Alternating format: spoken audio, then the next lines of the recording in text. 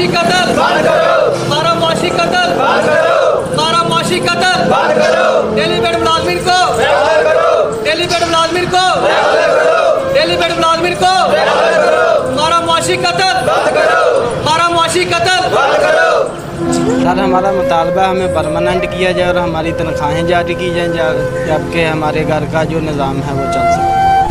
हमारी बस गवर्नमेंट से यही अपील है, हमें जल्द से जल्द तनख्वाहें जारी की जाएँ और हमें परमानेंट किया जाए और इस दफ्तर की बहाली हो।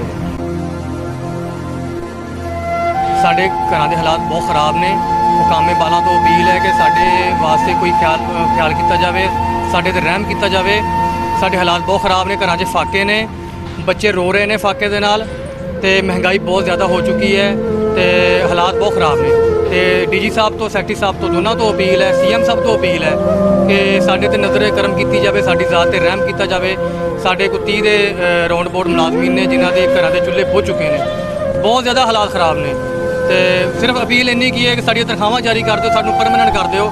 ਹੋਰ ਕੋਈ ਬੜੀ ਜ਼ਿਆਦਾ ਅਸੀਂ ਹਕੂਮਤ ਤੋਂ ਅਪੀਲ ਨਹੀਂ ਕਰਦੇ ਪਏ, ਸਿਰਫ ਇਹੀ ਅਪੀਲ ਕਰਦੇ ਪਏ ਹਾਂ ਕਿ ਸਾਡੇ ਹਾਲਾਤ ਤੇ ਰਹਿਮ ਕੀਤਾ ਜਾਵੇ, ਸਾਡੇ ਮੁਲਾਜ਼ਮਾਂ ਤੇ ਰਹਿਮ ਕੀਤਾ ਜਾਵੇ।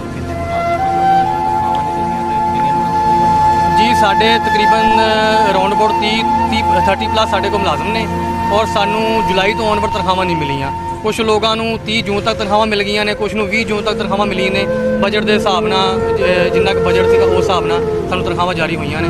ਡੀਐਸਓ ਸਾਹਿਬ ਦੀ ਮਿਹਰਬਾਨੀ ਹੈ, ਉਹਨਾਂ ਨੇ ਕੁਝ ਦੋਸਤ ਜਿਹੜੇ ਬਹੁਤ ਜ਼ਿਆਦਾ ਗਰੀਬ ਸੀ ਉਹਨਾਂ ਨੂੰ ਆਪਣੀ ਪੋਕਟ 'ਚੋਂ ਕੰਪਨਸੇਸ਼ਨ ਦਿੱਤੀ ਹੈ ਤੇ ਉਹਨਾਂ ਦੀ ਮਿਹਰਬਾਨੀ। ਹੁਣ ਉਹ ਵੀ ਇੰਨਾ ਜ਼ਿਆਦਾ ਨਹੀਂ ਕਰ ਸਕਦੇ ਹੈਗੇ ਕਿਉਂਕਿ ਆਪਣੀ ਪੋਕਟ 'ਚੋਂ ਦੇਣਾ ਕੋਈ ਮਤਲਬ ਕਿ ਇੰਨੇ ਜ਼ਿਆਦਾ ਲੋਕਾਂ ਨੂੰ ਉਹ ਆਸਾਨ ਨਹੀਂ ਹੈ। ਸਿਰਫ ਸਾਡੀ ਅਪੀਲ ਹੈ ਕਿ ਸਾਡੀ ਤਨਖਾਹਾਂ ਜਾਰੀ ਕੀਤੀਆਂ ਜਾਣ, ਸਾਨੂੰ ਰੈਗੂਲਰ ਕੀਤਾ ਜਾਵੇ, ਸਾਨੂੰ ਪਰਮਾਨੈਂਟ ਕੀਤਾ ਜਾਵੇ। बिस्मिल्लाहिर्रहमानिर्रहीम। हम जो डेली पे मुलाजमिन काम कर रहे हैं, स्पोर्ट्स